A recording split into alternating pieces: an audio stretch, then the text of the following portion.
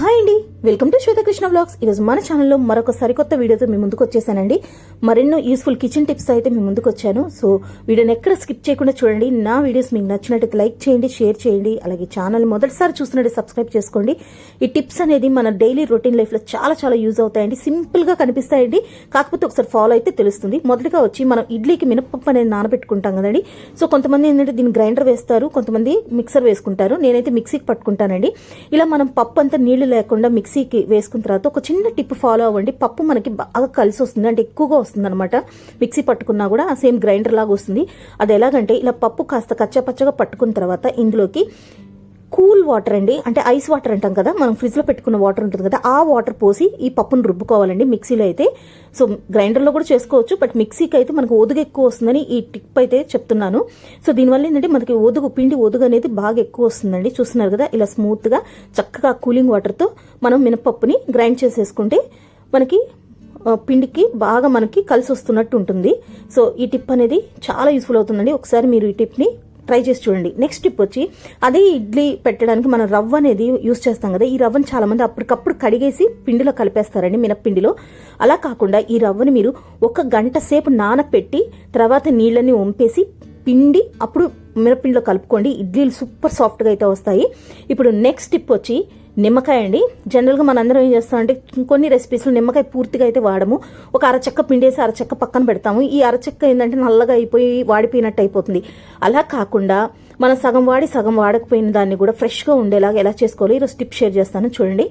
ముందుగా ఇక్కడ నేను పిండడం లేదండి, ఎందుకంటే నాకు అవసరం లేదు కాబట్టి జస్ట్ కట్ చేసి మీకు చూపిస్తున్నాను ఎలా స్టోర్ చేసుకోనండి.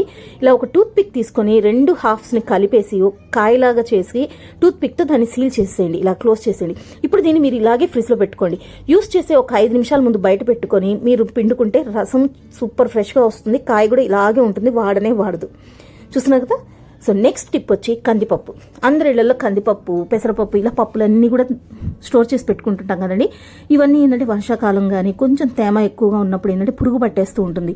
అలా పురుగు పట్టకుండా ఉండాలి, ఎక్కువ రోజులు మనకి నిల్వ ఉండాలి అని అంటే ఈ చిన్న టిప్ అయితే ఫాలో అవ్వండి. మనకి ఇంట్లో కొబ్బరి కొడతాం కదా, టెంకాయలు కొడతాం కదా దేవుడికి. సో దాని చిప్పనైతే ఇలా చక్కగా డబ్బాలో పెట్టేసేసుకోండి. దీనివల్ల పురుగు అనేది పట్టదండి. పైగా ఈ చిప్ ఏంటంటే మనకి పప్పుని ఎత్తుకోవడానికి కూడా ఈజీగా ఉంటుంది. చూడండి, 2 రకాలుగా అయితే ఇది ఉపయోగపడుతుంది. ఈ టిప్ అనేది ఒకసారి ట్రై చేసి చూడండి, మీకే తెలుస్తుంది. ఇలాగ కొబ్బరి చిప్పను పెట్టేసేసుకుంటే మనకి పప్పు అనేది పురుగు పట్టకుండా ఉంటుంది. నెక్స్ట్ టిప్ వచ్చి ఉల్లిపాయలు. ఇవి జనరల్గా అందరి ఇళ్లలో కనీసం 2 కేజీల నుంచి 3 కేజీలు అయితే తెచ్చి నిల్వ చేసి పెట్టుకుంటుంటారండి. ఒక్కోసారి వీటికి ఏంటంటే ఇవి కుళ్ళిపోవడము లేదా మొలకలు రావడం అలా జరుగుతూ ఉంటుంది. సో అండ్ వీటిని వచ్చి జాలి బుట్ట, అంటే చిల్లులు ఉన్న బుట్టల్లో వేసి పెట్టుకుంటారు. నేనైతే ఇలా అట్టపెట్టలో వేసుకుంటానండి. ఇవి ఏంటంటే మనకి అమెజాన్ లాంటి పార్సల్స్ ఏమైనా వచ్చినప్పుడు అట్టపెట్టలు వస్తాయి కదా, వాటిని వేస్ట్ చేయకుండా నేను ఉల్లిపాయలు అయితే దీంట్లో వేసుకుంటాను. అలాగే వీటిలోంచి మనకి తేమ అనేది ఏదైనా ఉన్నా కూడా పీల్చేయడానికి ఇలా ఒక న్యూస్ పేపర్ తీసుకొని చిన్న చిన్న ముక్కలుగా కట్ చేసి అవి ఎర్రగడ్డల మధ్యలో అనేది వేసేసుకొని కింద అడుగును కూడా వేసేసుకుంటే తేమ ఏదన్నా కూడా ఈ న్యూస్ పేపర్ ముక్కలు అనేది పీల్చేసుకుంటాయి. అండ్ కొన్నిసార్లు మనకి మొలకలు వస్తుంటాయి ఈ ఉల్లిపాయలకి. ఆ మొలకలు రాకుండా ఉండాలన్నా కూడా ఒక టిప్ ఉందండి. చూడండి, ఇలాగ టెంకాయ చిప్ ఉంటుంది కదా, దాన్ని తీసుకొని మనం ఉల్లిపాయల టబ్లో కానీ ఇలాగ అట్టపెట్టెలో ఎక్కడైతే వేసుకుని ఉంటామో అక్కడ పెట్టేసేసుకోవడం వల్ల ఏంటంటే ఈ ఉల్లిపాయలకి మొలకలు రాకుండా ఉంటాయండి. చక్కగా మనకి ఎక్కువ రోజులు కూడా నిల్వ ఉంటాయి. ఇది చాలా యూస్ఫుల్ టిప్ అండి, దీన్ని ట్రై చేయండి, మీకే తెలుస్తుంది. నేనైతే ఇలాగ అట్టపెట్టెలో అయితే వేసి పెట్టుకుంటానండి. నెక్స్ట్ టిప్, మనము వడియాలు అప్పడాలు వేయించుకుంటూ ఉంటాం కదండి. సో పిల్లలు ఉన్న ఇళ్లలో ఏంటంటే రకరకాల షేప్స్ ఫ్లేవర్స్ తెచ్చుకుంటూ ఉంటాము.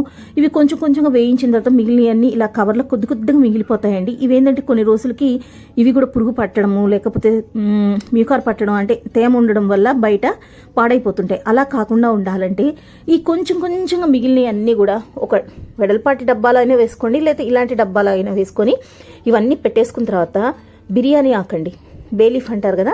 సో ఈ బిర్యానీ ఆకు మనం పెట్టిన క్వాంటిటీని బట్టి బిర్యానీ ఆకుని అడుగున పక్కల మొత్తం కూడా మనం ఇలాగ ఒక 4-5 ఆకుల్ని పెట్టేసేసుకోవాలండి. తర్వాత వీటితో పాటు లవంగాలండి, మనం మసాలా దినుసుల్లో వాడే లవంగాలు ఉంటాయి కదా, ఒక 6-7 లవంగాలు తీసుకొని వేసేసుకోండి. ఇవి మనకి 6 నెలలు అయినా కూడా పురుగు పట్టకుండా ఇలాగే ఫ్రెష్గా ఉంటాయి.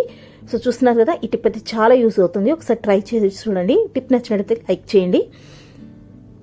నెక్స్ట్ టిప్, మనం జనరల్గా పచ్చళ్ళ కోసం పల్లీలు అనేది వేయించుకు పెట్టుకుంటుంటాం. కాస్త ఇంట్లో ఎవరైనా తినేవాళ్ళు ఉన్నా కూడా కాస్త ఎక్కువ మోతాదులోనే వేయిస్తూ ఉంటాం. కాకపోతే ఈ పల్లీలు పై పుట్టు అంటే చాలా మందికి పచ్చడికి పై పుట్టు అనేది వేసుకోరండి. సో నేను కూడా వాడను, పై పుట్టు అనేది తీసేస్తాను. సో దీన్ని ఈజీగా ఎలా తీసేసుకోవాలనేది టిప్ అనేది షేర్ చేస్తాను. జనరల్గా అయితే పల్లీలని ఇలా చేత్తో బాగా నలుపుతాం కదండి, నలిపిన తర్వాత చాట్లో వేసి చెరుగుతారు. ఇప్పుడు ఈ రోజుల్లో చాట్లు వాడకం అనేది తగ్గిపోయింది. సో నా దగ్గర కూడా చాట్ అనేది లేదు, నేను ఇలా పళ్ళల్లో చెరిగేదాన్ని. కాకపోతే కొంతమంది ఫ్రెండ్స్ అయితే నాకు ఈ టిప్ షేర్ చేశారండి. ఇలాగ మనకి అప్పడాలు, వడలు అవన్నీ ఎత్తే గరిటె ఉంటుంది కదా, దీంట్లో ఇవన్నీ వేసుకొని చక్కగా జల్లించేసుకోవడం వల్ల ఏంటంటే కిందకంతా కూడా ఆ పొట్టు వచ్చేస్తుంది, పప్పు చక్కగా ఫిల్టర్ అయిపోతుందని చెప్పారు. సో నేనైతే ఈ మెథడ్ని ఫాలో అవుతున్నాను చాలా రోజుల నుంచి. సో చూడండి, ఇలాంటి గరిటె అందరి ఇళ్లలో ఉంటుంది కదా, సో దీన్ని మీరు ఇలా యూస్ చేసుకోవచ్చు. ఇప్పుడు నెక్స్ట్ టిప్ వచ్చి గ్రేటర్. మనకి క్యారెట్ గ్రేటర్ సపరేట్గా ఉంటుంది, కొబ్బరి గ్రేటర్ సపరేట్గా ఉంటుంది, లేకపోతే ఇలాగా పొటాటో చిప్స్ చేసుకోవడానికి ఏదైనా కూడా ఇలా గ్రేటర్స్ అనేది ఉంటాయి కదండి. ఇవి ఒక్కొక్కసారి మనం ఎక్కువగా వాడి ఏంటంటే అరిగిపోయి ఉంటాయండి, అంటే పదును తగ్గిపోయి అరిగిపోయి ఉంటాయి. సో అట్లాంటి వాటిని మనము పదును పెట్టుకోవాలంటే సింపుల్గా ₹1 కాయిన్ చాలండి. ఆ కాయిన్ తీసుకొని ఇలాగా మనం ఎటు సైడ్ అయితే తురుముతామో అటు సైడ్కి కాయిన్ పెట్టి గ్రేట్ చేయండి. సో దీనివల్ల ఏంటంటే స్మూత్గా అయిపోయినాయి అన్నీ కూడా కరుగ్గా తయారవుతాయండి. ఆటోమేటిక్గా మనకి ఏ వెజిటబుల్ అయినా ఏదైనా కూడా చక్కగా మనం దీని మీద చాప్ చేసేసుకోవచ్చు. మీరు చూస్తున్న వచ్చి చాలా పాతదండి, కనీసం ఒక 40 ఏళ్ల క్రిందటి గ్రేటర్ మీకు చూపించాను, అల్యూమినియంతో ఉండేది. ఇది వచ్చి రీసెంట్గా నేను తీసుకుంది, ఇది కూడా బాగా యూజ్ చేశాను, అరిగిపోయింది. సో ఇలాగ కాయిన్ తీసుకొని మీరు కానీ రబ్ చేశారనుకోండి, మళ్ళీ వాటికి పదును వస్తుంది, కొత్త దానిలాగా మీకు పనిచేస్తుంది. సో గ్రేటర్ని సానబెట్టుకోవాలంటే ఇదొక యూస్ఫుల్ టిప్ అండి, ఒకసారి ట్రై చేయండి, మీకే అర్థమవుతుంది. నెక్స్ట్ టిప్ వచ్చి ఉల్లిపాయలు. సో ఉల్లిపాయలు అందరూ కూడా జనరల్గా అంటే ఇప్పుడు నేను చూపించే విధానంగానే కోస్తారు కదండి, చక్కగా పీల్ అయితే తీస్తాను. నేను మధ్యలో ఉన్న ముచ్చికను కూడా తీసేస్తాను. తీసేసిన తర్వాత పైన ఎరుపు లేయర్తో పాటు ఇంకొక లేయర్ కూడా కట్ చేసేస్తాను. సో ఈ కత్తితో కోసే టైంలో ఏంటంటే మనకు ఒక్కోసారి లావుగా రావచ్చు, సన్నగా రావచ్చు, ఈక్వల్గా అయితే రావండి. సో అలా కాకుండా మనం ఏదైనా బ్రౌన్ ఆనియన్స్ అట్లాంటివి వేయించుకోవాలి, బ్రౌన్ ఆనియన్స్ చేసుకోవాలి అని అంటే కత్తితో చేస్తే మీకు లావుగా వస్తాయి, ఆ షేప్ కూడా అంత బాగుండదు చూడడానికి. సో అలా కాకుండా మనకి బ్రౌన్ ఆనియన్స్ చేసుకోవాలంటే కత్తి కాకుండా మనం పీలర్, మన దగ్గర కీరా పీల్ చేసేది లేదా క్యారెట్ పైన పొట్టు తీసుకునేది ఉంటుంది కదా పీలర్, ఆ పీలర్తో కానీ మనం ఇలా ఆనియన్ని చక్కగా మనం ఇలా గ్రేట్ చేసేసుకున్నాం అనుకోండి, సన్నగా పల్చగా వస్తాయండి. ఇవి బ్రౌన్ ఆనియన్స్ చేయడానికి అయితే సూపర్గా పనికి వస్తుంది. చూస్తున్నారు కదా, మనం బిర్యానీస్లోకి బ్రౌన్ ఆనియన్స్ వాడతాం కదండి, అవి ఎక్కువ మోతాదులో ఆనియన్స్ తెచ్చుకున్నప్పుడు ఇలాగా తయారు చేసుకొని స్టోర్ చేసి పెట్టుకుంటే ఎప్పుడు కావాలంటే అప్పుడు బిర్యానీలోకి వాడుకోవచ్చు. సో ఈ మెథడ్ అయితే ఫాలో అవ్వండి. ఇలా పీలర్తో అంటే మీరు బ్రౌన్ ఆనియన్స్ చేసుకోవాలని అనుకున్నప్పుడు, ఏదైనా గ్రేవీ కర్రీస్లోకి సన్నగా వేసుకోవాలంటే ఇలా పీలర్తో చేయండి. అలాగే మనకి రైతాల్లోకి వాటిని కలుపుకోవడానికి ఆనియన్స్ మనం చేత్తో విడివిడిగా తీసుకోకుండా అవసరం లేకుండా వాటంతటా అవే ఫ్రీగా అంటే వాటంతటా అవే ఊడిపోయేలాగా టిప్ అయితే షేర్ చేస్తాను చూడండి. ఇలా ఆనియన్ తీసుకున్నప్పుడు దాని తల భాగం కాకుండా తోక భాగం నుంచి కట్ చేసుకొని రండి. చూస్తున్నారు కదా, ఆటోమేటిక్గా అవన్నీ కూడా ఊడిపోతాయండి. పైన ముచ్చిక భాగం కాకుండా కిందన తోక భాగం నుంచి మీరు ఇలా కట్ చేసుకున్నారు కూడా విడివిడిగా అయిపోతాయి మీకు.